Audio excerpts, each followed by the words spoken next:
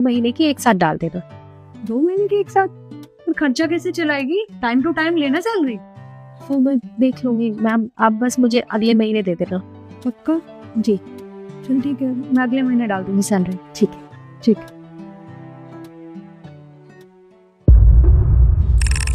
विशु, 2 महीने हो गए हैं, सैलरी ले ले अपनी। अकाउंट नंबर बता। मैम आप मेरी थोड़ी सी मदद कर दीजिए। ये जो मेरी सैलरी है ना, आप 6 महीने की एक साथ देना। तो पागल हो गई? 6 महीने की सैलरी एक साथ?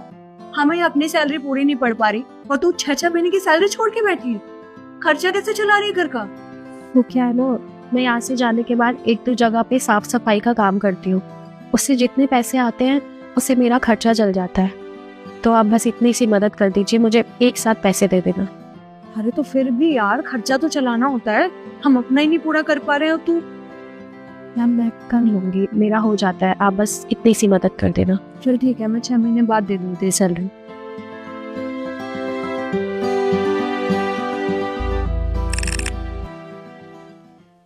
मैम आपने बुलाया? हाँ। अरे यार, तूने पिछले 1 साल से अपनी सैलरी नहीं ली है। पिछली बार तूने बोला था कि मैम आप 6 महीने बाद दे देना। पूरा 1 साल हो गया। क्यों मेरे सर पे कर्जा बढ़ा रही है? ले लेना अपनी सैलरी। अब तू मुझसे बोलेगी 2 साल बाद देना। भाई मेरे ऊपर कर्जा मत चढ़ा। नहीं मैम, मैं 2 साल नहीं बोलूंगी। 2 साल तो बहुत ज्यादा हो जाएंगे। आप 1 साल का हिसाब बता दीजिए, कितना होता है आप मुझे दे दीजिए। ठीक, 1 मिनट। तेरी सैलरी है 15,000 रुपए। हाँ, और 1 साल की हो गई 1,80,000 रुपए। और तूने ओवर टाइम भी किया था तो 20,000 रुपए उसमें प्लस कर देते हैं, तो 2 लाख हो गए पूरे। ठीक है, मैं आपको अकाउंट नंबर दे देती हूँ। 1 मिनट। देख, आ गए होंगे तेरे पास। जी मैम, आ गई, धन्यवाद। अच्छा सुन, मुझे एक बात बता। तेरी सिर्फ 15,000 रुपए सैलरी है और मेरे 50,000। मेरे को अपने 50,000 भी पैसे पूरे नहीं पड़ते और तू अपने पूरे 1 साल की सैलरी ऐसे छोड़ के बैठी थी, क्यों? वो क्या है ना मैम, मेरी बहन की शादी है।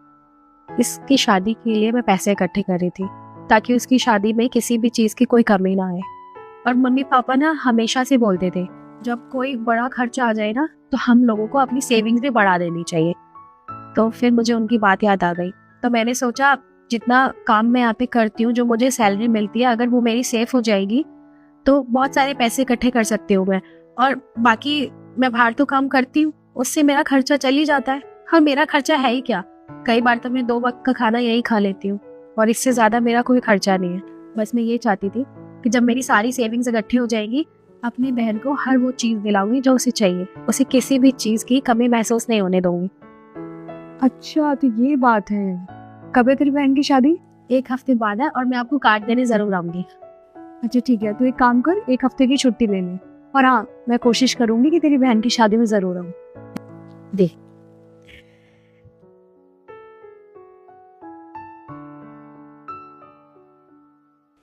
मैम उठिए।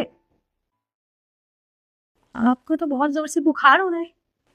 हाँ, पता नहीं, सुबह से बॉडी पेन हो रहा है बहुत ज्यादा। मैम आप एक काम कीजिए, आप घर जाइए और घर जाके दवाई लेके आराम कीजिए। अरे मैं घर चली जाऊंगी तो रेस्टोरेंट कौन संभाले? मैम मैं हूँ ना, मैं सारा रेस्टोरेंट अच्छे से संभालूंगी, आप उसकी बिल्कुल टेंशन मत लीजिए। क्योंकि कहते हैं ना, जब हम बीमार हो या हमें कोई तकलीफ हो ना तो हमें आराम करना चाहिए, वो भी अपने घर जाके। तो आप घर जाइए, सब कुछ मैं संभाल लूंगी। मैं तेरी बात समझ गई, मुझे आराम करना चाहिए, पर तू कैसे संभालेगी सब कुछ? काउंटर संभालेगी, टेबल संभालेगी या रिसेप्शन संभालेगी?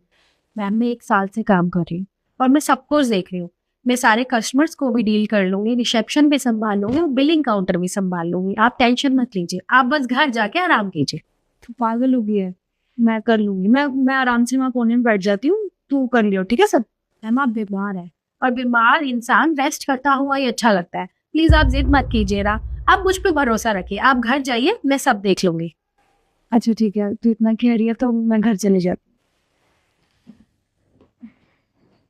संभाल लियो।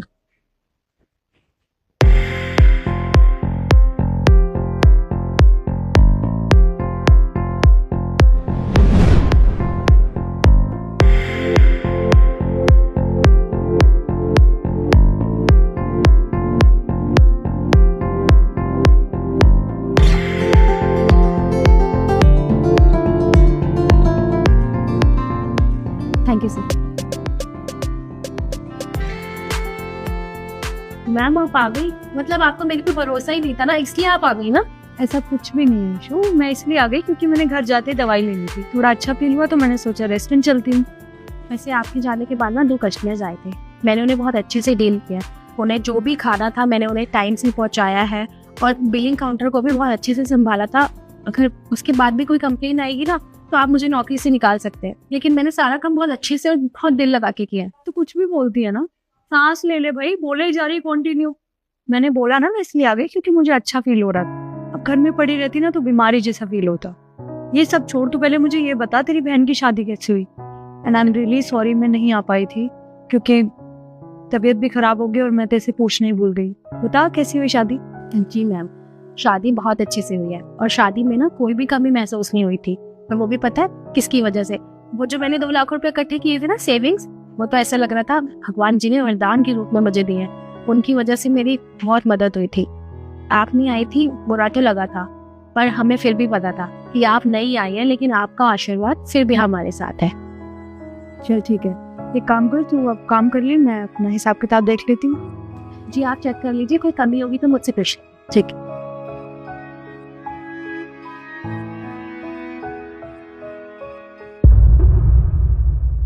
मैम आपने बुलाया? हाँ, आज तो महीना पूरा हो गया है, सैलरी ले लेगी या फिर जोड़ती रहूँ अभी भी? नहीं मैम, अब जोड़ने की जरूरत नहीं है। वो तो अपनी बहन की शादी के लिए जुड़वा रही थी, अब उसकी शादी हो गई है तो अब कोई ऐसा खर्चा ही नहीं है, आप मुझे दे दीजिए।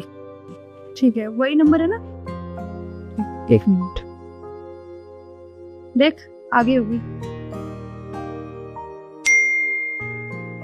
मैम आ गई, पर मेरी सैलरी तो 15,000 है ना, आपने तो मुझे कुछ पैसे एक्स्ट्रा दीजिए। क्यों? एक बात बता, आज मेरी तबीयत खराब थी और मेरे जाने के बाद तूने रेस्टोरेंट इतने अच्छे से संभाला है, तो सैलरी एक्स्ट्रा देनी तो बनती है ना? मैम आप कैसी बातें कर रही हैं?